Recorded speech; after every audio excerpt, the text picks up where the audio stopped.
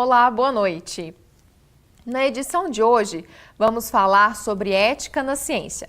Afinal, existe limite para os avanços nas pesquisas científicas? O que diz a legislação?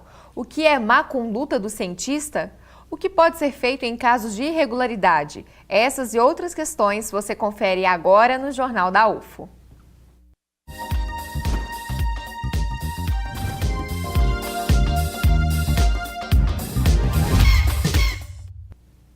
Ciência e tecnologia. Esse foi o tema da segunda edição do Prêmio Triângulo de Jornalismo. O evento reuniu vários profissionais de comunicação, estudantes de graduação da UFO e também de escolas da cidade. Ciência e tecnologia. Esse foi o tema da segunda edição do Prêmio Triângulo de Jornalismo, que levou o nome da jornalista Renata Neiva, a homenageada da noite, que não escondeu a emoção. A emoção se justifica porque eu creio que estamos sempre numa montanha-russa com relação à profissão. Se por um lado nós temos uma grande paixão, um amor pela profissão, por outro tem uma certa frustração porque é uma profissão desvalorizada no Brasil. Eu defendo que os jornalistas profissionais sejam mais valorizados aqui no país, porque nós temos uma imensa responsabilidade, principalmente numa época em que o fenômeno da fake news está muito forte, né? Então nós temos a responsabilidade de checar a informação, de levar até o público uma informação checada, uma informação correta. Criado em 2017 com o intuito de destacar os trabalhos de jornalistas e comunicadores da região do Triângulo Mineiro, o prêmio é organizado por estudantes do curso de jornalismo da Universidade Federal de Uberlândia. É importante ressaltar que este prêmio é produto de uma disciplina do curso de jornalismo, que é a assessoria de imprensa, e foi muito desafiador, né? Quando você assume um prêmio, e este ano a gente foi um pouco mais adiante, porque no ano passado ele abrangeu produtos para a universidade, só que este ano a gente quis abrir, né? A gente abriu para produtos feitos em ciência e tecnologia dentro de todo o Triângulo Mineiro. Para esse ano nós pensamos o Prêmio Triângulo de Jornalismo para dar visibilidade, para proporcionar para os profissionais do mercado, para estudantes e também para aqueles que são empreendedores em alguma área e aqueles que estão hoje no ensino médio, para que eles pudessem submeter as propostas de trabalho e assim nos ajudar repercutindo a ciência e a tecnologia. Em diversas categorias, jornalistas puderam mostrar os trabalhos que envolveram a ciência e a tecnologia. A repórter do Jornal da UFO foi uma das ganhadoras pela reportagem Mulheres na Ciência. Para mim é muito especial, porque eu escrevi sobre um tema que eu acredito muito, que é falar de mulheres em papel ou em função que geralmente são mais destinadas a homens. Na época das mulheres que eu falei sobre, mulheres como Eunice da Silveira, só os homens estudavam a mente, só os homens estudavam o cérebro e elas vieram revolucionar. Então elas foram marcas, elas foram marcantes para a história da ciência e para a história das mulheres em geral. Então para mim é um reconhecimento muito importante. A jornalista Isadora fala sobre a satisfação em levar a informação e ao mesmo tempo a ciência. Ela também foi uma das premiadas. O tema ciência e tecnologia é um tema que precisa estar no nosso meio sempre, porque pelo menos na minha reportagem, né, na Libera Cannabis, a gente mostra a capacidade que um medicamento tem de melhorar em 100% as crises convulsivas de uma criança de apenas 6 anos. Então receber esse prêmio é a mesma coisa de dizer que vale a pena nós continuarmos lutando pelo nosso trabalho, pelo nosso espaço. Falar de ciência e tecnologia em uma linguagem que todos possam compreender e se interessar pelo que está sendo transmitido. Assunto que o reitor da universidade ressalta com muita empolgação. Essa área de ciência e tecnologia, ela não tem recebido da imprensa brasileira a atenção necessária. E nem com a intensidade necessária e com a competência necessária. É um tema da maior importância, tem um grande reflexo na vida nacional. E nós precisamos valorizar aquilo que acontece nas universidades, nos centros de pesquisa pelo Brasil afora. E os convidados do Jornal da UFO de hoje são o professor doutor Carlos Henrique de Carvalho, ele é pró-reitor de pesquisa e pós-graduação da Universidade Federal de Uberlândia. Boa noite, pró-reitor, bem-vindo ao Jornal da UFO. Agradeço mais uma vez a oportunidade de estar aqui para debater um tema tão caro à academia brasileira. Nós que agradecemos e também agradecemos a presença da Sandra Terezinha de Farias Furtado. Ela é membro da Comissão de Saúde, Bioética e Biodireito da OAB Uberlândia, professora aposentada da UFO e presidente da Comissão de Ética na UFO. Boa noite, obrigada pela presença. Boa noite, eu que agradeço em nome da Comissão de Saúde, Bioética e Biodireito da OAB. Eu quero agradecer essa oportunidade de estar aqui. Então, vamos começar com você. Doutora, explica pra gente o que é ética na ciência, como nós podemos definir esse conceito de ética e se hoje existe um código de ética específico para a área. A ética, na verdade, a gente fala mais é claro que a ciência como um todo, mas a ética na pesquisa com os seres humanos, ela trata do bem-estar do ser humano, de deixar que ele por si só queira participar das pesquisas de forma voluntária e não intimidada, de forma não obrigatória. E essa legislação, ela existe, a que realmente vingou desde 1996. Eu digo esta que realmente vingou, porque antes teve uma em 1988 que veio de cima para baixo. Essa não deu muito certo. Mas a de 1996, antes da sua publicação, ela foi levada em consulta pública, teve a contribuição de mais de 30 entidades, todas as entidades, na verdade, do Brasil, recebeu inúmeras contribuições e como houve uma participação da população brasileira, ela deu certo, ela vingou. Essa legislação, essa resolução 196 de 1996, ela criou o sistema CEP-CONEP. Então, todas as instituições que fazem pesquisa com seres humanos, necessariamente elas têm que ter o seu comitê de ética. É evidente que tem determinados critérios para ter, né? Atualmente já foram mudados esses critérios, a resolução 96 já foi reformulada, hoje nós temos a 466 de 2012. E essas resoluções é que norteiam todas as pesquisas com seres humanos no sentido de salvaguardar o bem-estar, a vida e a liberdade do ser humano em participar de forma voluntária e também parar no momento em que ele quiser. Certo. Pró-reitor, nós vimos agora há pouco uma reportagem mostrando esse importante prêmio que valorizou os jornalistas da região, estudantes.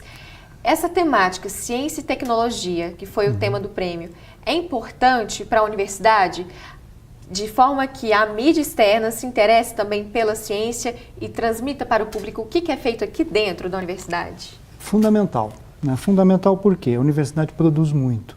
Hoje, inclusive, eu participei de um outro debate que o tema era ciência e tecnologia. Né? E o professor Valder, ele citou muito bem, isso é muito mal comunicado. Né? Eu acho que o grande desafio do cientista é se comunicar para a sociedade. Né?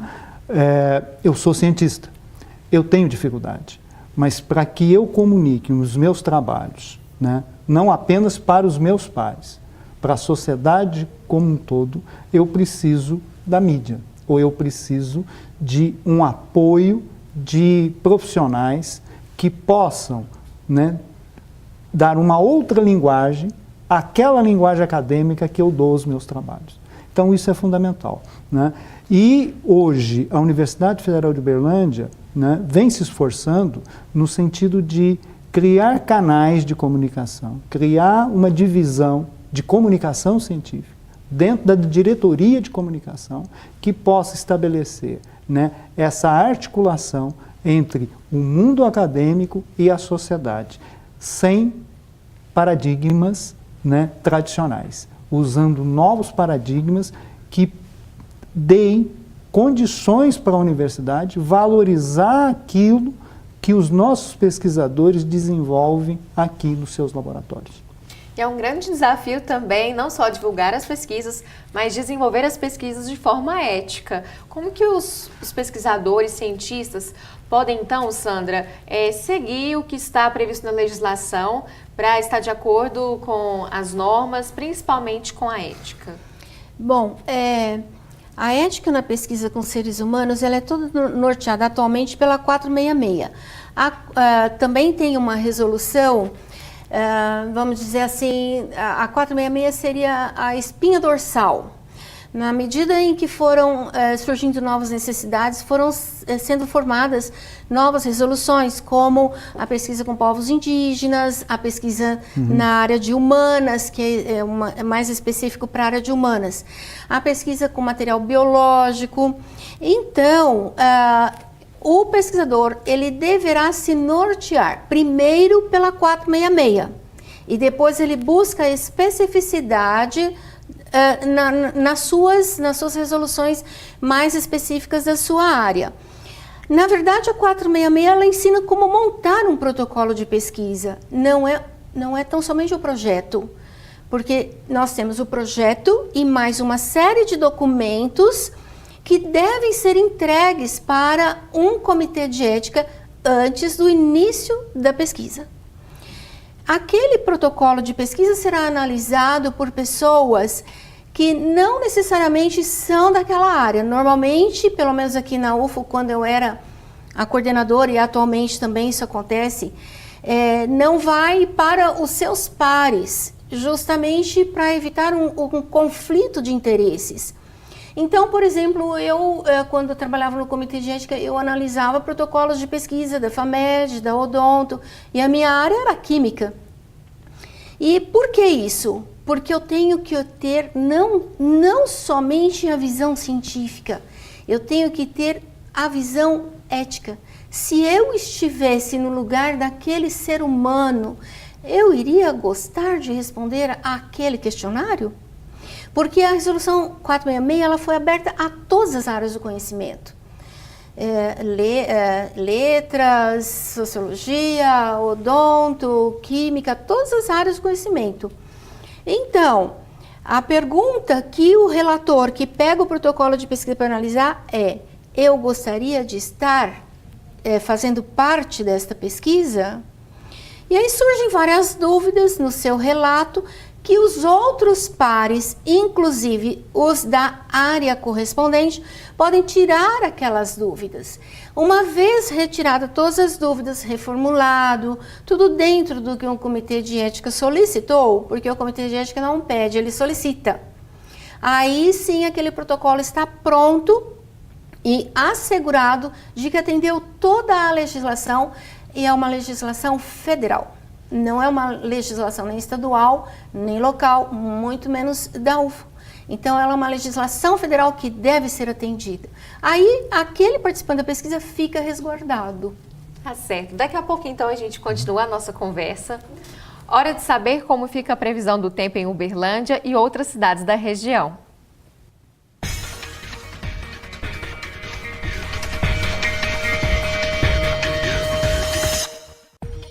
As temperaturas aumentam em Uberlândia, com máxima de 30 graus e mínima de 20, mas o dia fica nublado e pode chover. Em Patos de Minas, possibilidade de pancadas de chuva ao longo do dia, mínima de 20 graus e máxima de 30. Monte Carmelo também segue esse padrão, nebulosidade e previsão de chuva, temperaturas entre 31 e 20 graus. Sábado com sol entre nuvens em Ituiutaba, a possibilidade de chover é de 80%, mínima de 21 graus e máxima de 33. Em Prata, grande chance da chuva também aparecer. A mínima é de 20 graus e a temperatura máxima pode chegar a 32. Você já tem planos para o fim de semana? No próximo bloco tem a nossa agenda cultural. E também vamos continuar o nosso bate-papo.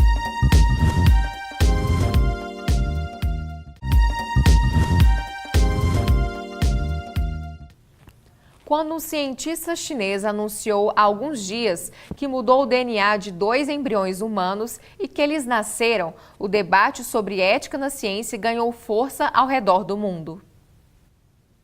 O físico He Jiankui resolveu mudar o DNA de um par de gêmeas na China. O objetivo, deixar elas resistentes ao vírus da AIDS. Ele anunciou que conseguiu editar genomas usando a chamada técnica de CRISPR e que nasceram os primeiros bebês geneticamente modificados da história. A técnica ela é amplamente utilizada, dá para usar em todos os seres vivos para fazer edição do genoma. O que é edição? É retirar um pedacinho do DNA ou colocar um pedacinho de DNA, ou ainda corrigir. Se existir algum problema genético e a gente detectar onde está esse problema, a gente consegue fazer uma edição, que é corrigir esse problema. O que poderia ter feito dele um cientista pioneiro acabou gerando revolta. O Comitê de Edição Genética chinês condenou o experimento. O hospital onde trabalhava fez denúncia, acusando o He Jiankui de falsificar assinaturas do Comitê de Ética, dando aval para fazer o experimento. O que ele fez de errado foi gerar essas crianças. Os Estados Unidos e a China, eles já fizeram, cientistas desses países, eles já fizeram edição do genoma humano em embriões. Isso é permitido por lei, porque tem uma série de impactos. Embriões, alguns serão descartados. Então, a legislação permite, obviamente, com a análise do Comitê de Ética, permite o uso em pesquisa desses embriões. No entanto, eles foram congelados e dessa vez eles nasceram. Então, essa é a grande novidade. O impacto ético muito importante, porque a legislação não permite o nascimento de crianças com genoma editado. A técnica de CRISPR já é utilizada por cientistas. Aqui no Laboratório de Genética da Universidade Federal de Uberlândia, por exemplo, os pesquisadores utilizam ela para modificar o DNA da mosca da fruta. As moscas têm o DNA modificado para apresentar doenças como depressão, Alzheimer e epilepsia. Os cientistas induzem crises epiléticas nos insetos e testam diferentes substâncias que poderiam diminuir o tempo de cada crise. Mais ou menos 80% do DNA da mosca é muito parecido com o nosso DNA. Nós usamos essa técnica para modificar o genoma dessa mosca e produzir uma mosca com uma doença muito parecida com a doença humana. No caso do laboratório, a gente faz ela ter encefalite, que é uma inflamação no cérebro. Então nós podemos testar novas drogas, novos fármacos, utilizando esse modelo. A técnica tem menos de 10 anos, o que para a ciência é pouco tempo. Uma vez que a técnica esteja refinada, ela será excelente para corrigir problemas no genoma humano, como mutações.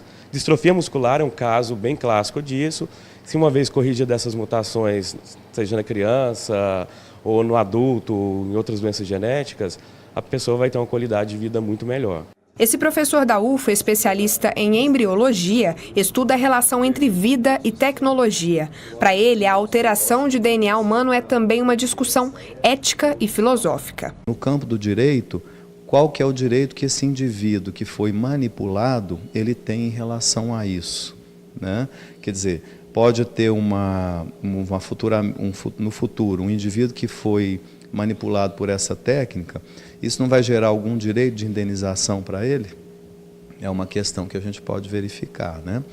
E dentro do campo da bioética é o sentido desse trabalho das técnicas, como é que elas vão, vamos dizer assim, atuar num sentido de preservação, de proteção desses indivíduos numa futura geração. He Jiankui anunciou que outra voluntária do estudo estaria grávida de um bebê com DNA modificado, mas também disse que por conta da repercussão negativa, deu uma pausa nos testes clínicos. Então, Carlos, é um caso recente, interessante, que mostra um cientista que, para tentar inovar, foi além da legislação.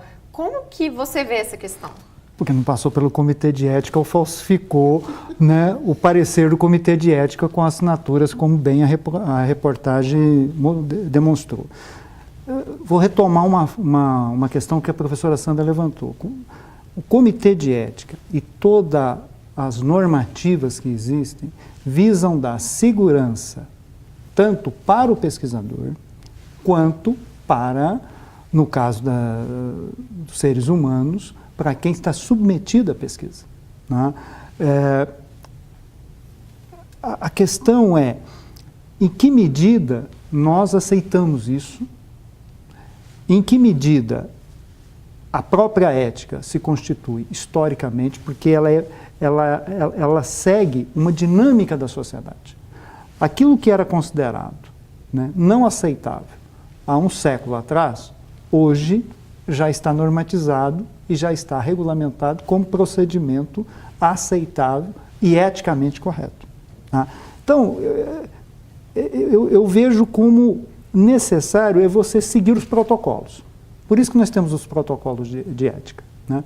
E as agências de fomento, que são as financiadoras de boa parte de todas essas pesquisas, exigem isso, né, nos seus protocolos à submissão.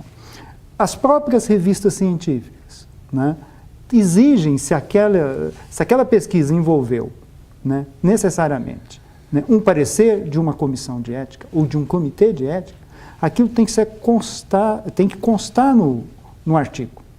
Então, é uma forma de se precaver, né, tanto o pesquisador, para ele ter a segurança necessária de divulgar os seus procedimentos científicos. Veja bem, o caso relatado aqui, né, do professor de física lá da China, ele relatou, só que ele não tinha segurança da validade da pesquisa pelo comitê de ética. E aí gera, né, toda uma polêmica, né, em torno da não utilização do comitê de ética, da falta de ética perante, né, a não seguimento de normas. Né? É claro que eu não vou entrar por questões de tempo, como que as pesquisas também elas ocorrem num submundo, né, paralelo à legislação e paralelo aos pareceres do Comitê de Ética.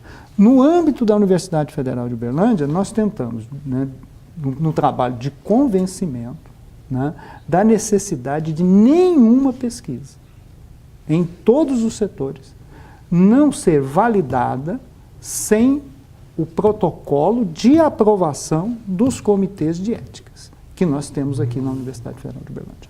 Certo. E para a gente encerrar então a nossa conversa, doutora Sandra, se quiser dar a sua opinião também sobre esse caso e enfatizar também por que é importante, mesmo que talvez se leve algum tempo, para ter o projeto aprovado pela comissão, por que o pesquisador tem sim que passar por esses caminhos, pelas vias legais? Alguns pesquisadores, eles costumam enxergar o comitê de ética como um caminho burocrático que trava a sua pesquisa. Ele não pode ver dessa forma. Completando a fala do Dr. Carlos, os comitês de ética, uma vez que aquela pesquisa foi aprovada, ela protege o pesquisador, o participante da pesquisa e também a instituição. Uma instituição que segue a legislação sobre ética na pesquisa é uma instituição muito valorizada. A forma como esse pesquisador da China atuou realmente não foi ética. Essa é uma discussão muito grande, uma discussão internacional muito grande e que já vem de há muito tempo.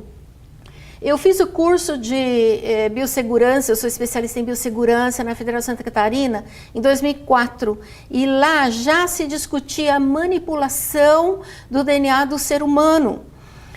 Então, se aventava a possibilidade de que no futuro a carteira de identidade do ser humano vai ser o seu código genético, que então vai trazer, olha, você tem tantos por cento de ter um AVC aos 50 anos, tantos por cento de você ter um Alzheimer aos 60 anos. E que empresa vai contratar uma pessoa que tem uma possibilidade de, por exemplo, aos 30 anos ter um problema cardíaco? Então isso vai atrapalhar toda a vida futura dele. Mas como o professor Carlos falou, isso evolui com a sociedade, porque a ética ela não é estanque. O que se tem que fazer realmente é seguir a legislação atual. E atualmente, realmente, mexer no genoma humano não é ético para a sociedade atual.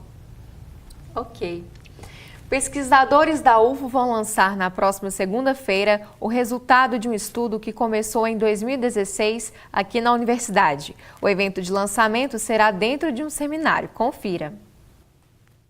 Olá para você que acompanha o Jornal da UFO. A novidade do dia é que segunda-feira, às 19 horas, vai acontecer o segundo seminário, Os Caminhos do Desenvolvimento Ambiental. E para falar sobre esse assunto, eu vou conversar agora com o coordenador e organizador desse evento, que é o professor Alírio Coromoto. Olá, professor. Primeiramente, eu queria entender o que vai acontecer nesse evento, que é o segundo seminário que acontece aqui na Universidade Federal de Uberlândia. Bom, nesse evento vai ocorrer o segundo seminário de qualidade ambiental. Como que surgiu este seminário?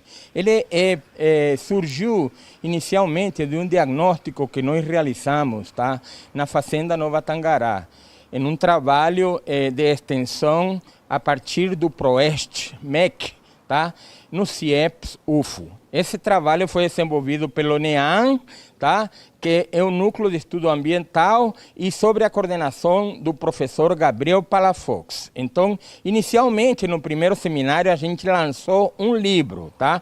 Esse foi o diagnóstico, tá? E agora a gente estará lançando no segundo seminário os resultados desse diagnóstico através, tá, de nosso livro que será lançado, chamado Os Caminhos do Desenvolvimento Ambiental. Professor, foi uma pesquisa que começou em 2016 por conta do primeiro seminário. E o que foi desenvolvido ao longo desses anos? Bom, ao longo desses anos foi uma experiência grandiosa, porque os trabalhadores rurais, os assentados, receberam, através do PROEST, MEC, UFO, tá? Digamos, uma determinada quantia que permitiu com que eles desenvolvessem, de um ponto de vista econômico, cultural, social, ambiental e agroecológico. Todos os projetos que a gente realizou lá foram no sentido de melhorar a qualidade de vida e a qualidade ambiental da comunidade rural. Certo. E agora, para a gente ressaltar, o evento acontece na segunda-feira. Qual o local e horário? Bom, o evento acontece no Campo Santa Mônica, no bloco 3Q, e a gente aguarda a participação. Os primeiros participantes, estudantes ou professores, vão receber um livro gratuito, tá? Que chegarem lá, os primeiros 50 participantes. Então, segunda-feira a gente aguarda vocês a partir das 19 horas. Quer curtir o fim de semana, mas ainda não decidiu o que vai fazer? O Júnior Caritel traz algumas dicas para a gente.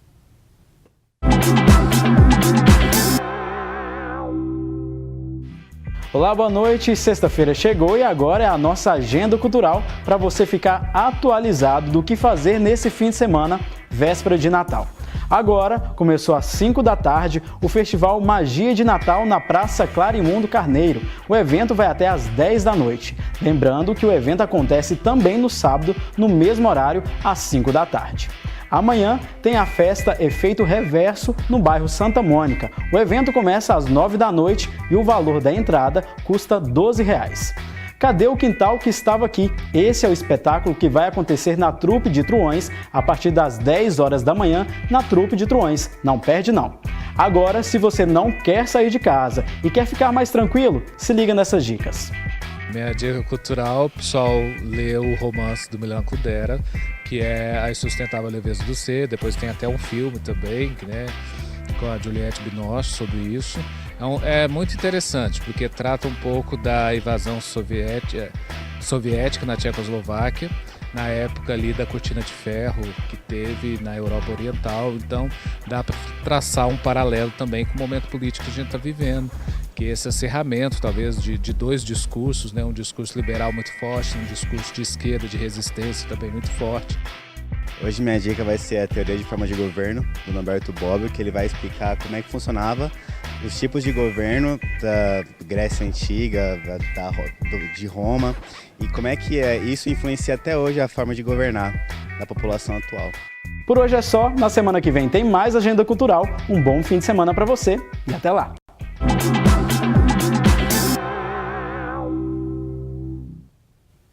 Infelizmente, nosso tempo chegou ao fim. Proreitor Carlos, muito obrigada pela participação.